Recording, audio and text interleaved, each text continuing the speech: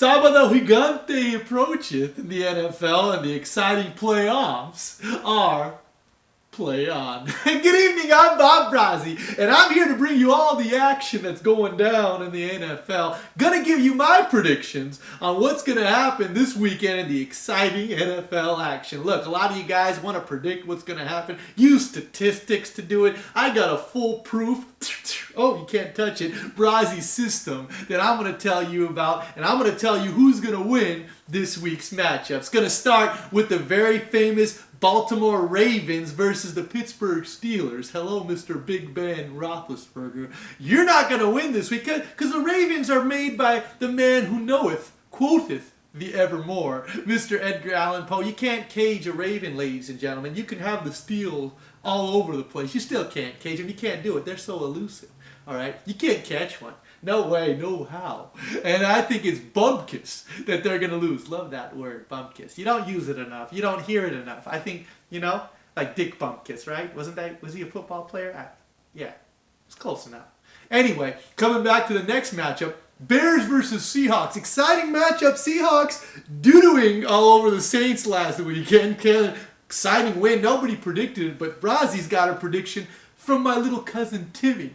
Little 6-year-old, how you doing, Timmy? Make sure you go to bed on time today, okay? But anyway, Timmy told me about who's going to win the matchup versus the Bears and Seahawks, a la a show about animals fighting against each other. I asked Timmy who's going to win. Well, he told me in a battle against a bear and a Seahawk, this is how it would go down.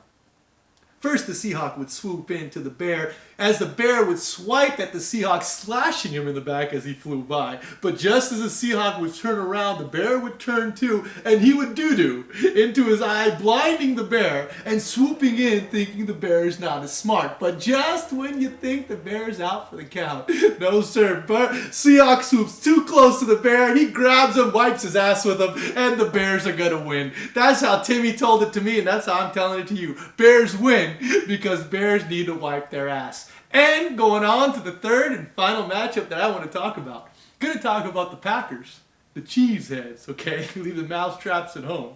And the Falcons. Now, the Falcons remind me of the Falcon Crest show that I grew up watching in the 80s. And let me just tell you, I hated that show because Philip Erickson died in one of the cliffhangers. And let me tell you something, Earl Hammer. You started that show. You better do it the right way, because if you're going to kill off a player like Philip Erickson and then you do it to Richard in season 7 with the 13, the shady businessman, I don't got any respect for you, okay? I grew up on that show and you ran into the ground, you know what I mean? So I'm pissed off about the Falcons crest, and I'm not rooting for the Falcons. I'm going for the Packers, even though I'm lactose intolerant. It tells you how upset I am. Anyway, don't vote for the Falcons crest or anybody else that has to do with the Falcons until they figure out how to run a correct show. And coming up right after the break, ladies and gentlemen, oh, I almost forgot the promotion.